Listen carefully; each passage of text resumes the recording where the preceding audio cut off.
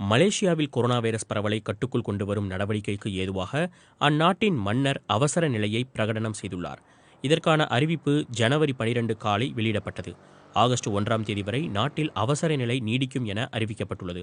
நேற்று மாலை மலேசியாவில் இரண்டாவது முறையாக நடமாட்ட கட்டுப்பாட்டு ஆணை அறிவிக்கப்பட்ட நிலையில் இன்று காலை அவசர நிலை பிரகடனம் செய்யப்பட்டுள்ளது. இந்நிலையில் இந்த நடவடிக்கையானது இராணுவ புரட்சி அல்ல என்றும் நாட்டில் ஊரடங்கு அமல்படுத்தப்படாது என்றும் மலேசிய பிரதமர் மொஹிதீன் யாசின் தெரிவித்துள்ளார். கூட்டரசு மற்றும் மாநில அரசுகள் நீடிக்கும் என குறிப்பிட்ட அவர் பொருளாதார நடவடிக்கைகள் பாதிக்கப்படாது என்ற உறுதிமொழியையும் அளித்துள்ளார்.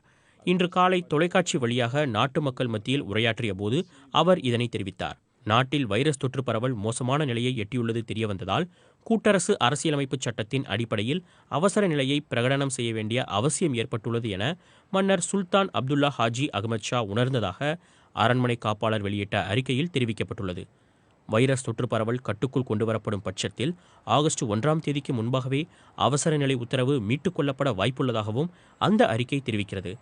மலாய் ஆட்சியாளர்களின் கருத்துகளையும் கேட்டறிந்த பிறகே மன்னர் முடிவெடுத்ததாகவும் அரசு தரப்பு மற்றும் எதிர்க்கட்சிகளின் நாடாளுமன்ற உறுப்பினர்கள், மருத்துவ சுகாதார நிபுணர்கள் ஆகியோரை கொண்ட சுயேச்சை சிறப்பு குழு ஒன்றும் அமைக்கப்படும் என்றும் அரண்மனை வெளியிட்ட அறிக்கையில் குறிப்பிடப்பட்டுள்ளது.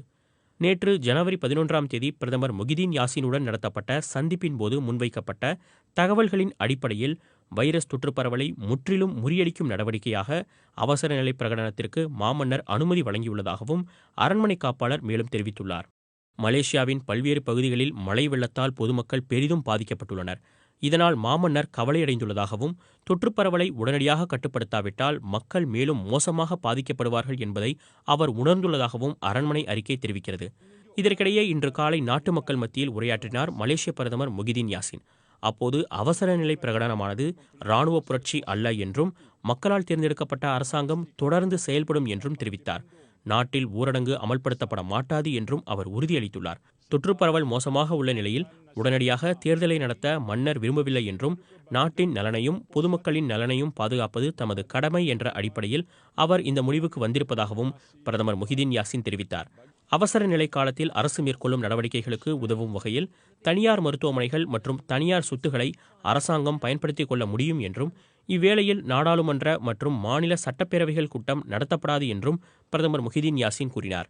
மேலும் எந்தவிதமான இடைத்தேர்தல்கள் மற்றும் பொதுத் தேர்தல் நடத்தப்பட மாட்டாது என்றும் அவர் தெளிவுபடுத்தினார். அவசர நிலையை நீட்டிப்பது அல்லது முடிவுக்கு கொண்டு வருவது தொடர்பாக சுயேச்சை சிறப்பு குழு அவ்வப்போது அளிக்கும் ஆலோசனைகளின் அடிப்படையில் மன்னர் முடிவெடுப்பார் என்றும் பிரதமர் தெரிவித்தார். மேலும் அவசர நிலை காலம் முடிவுக்கு வந்த பிறகே நாடாளுமன்ற பொதுத் தேர்தல் நடத்தப்படும் என்றும் கூறினார். மலேசியாவில் அண்மைய சில மாதங்களாக அரசியல் களத்தில் குழப்பம் நீடித்து வருகிறது. பிரதமர் மொஹிதீன் யாசின் தலைமையிலான அரசுக்கு நாடாளுமன்றத்தில் பெரும்பான்மை இல்லை என எதிர்க்கட்சிகள் கூறி வருகின்றன.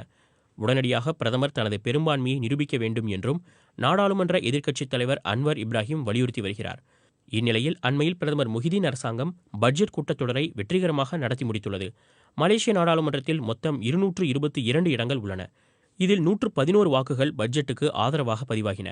பட்ஜெட் கூட்டத்தொடரை எப்படியோ சமாளித்துவிட்ட நிலையில் மொஹிதீன் யாசின் அரசுக்கு ஆதரவளித்து வந்த 2 எம்பிக்கள் தற்போது தங்கள் நிலைப்பாட்டை மாற்றிக்கொண்டு ஆதரவை திரும்பப் பெற்றுள்ளனர். இதனால் ஆளும் கூட்டணி அரசுக்கு நாடாளுமன்றத்தில் பெரும்பான்மை இல்லை என்பது வெளிப்படையாக தெரியவந்துள்ளது என்பதால் பிரதமர் மொஹிதீன் பதவி விலக வேண்டும் என எதிர்க்கட்சித் தலைவர்கள் தீவிரமாக வலியுறுத்தி வந்தனர். இந்நிலையில்தான் மலேசியாவில் அவசர நிலை அறிவிக்கப்பட்டுள்ளது. மேலும் இது இராணுவ புரட்சி அல்ல என்றும் பிரதமரும் விளக்கமளித்துள்ளார்.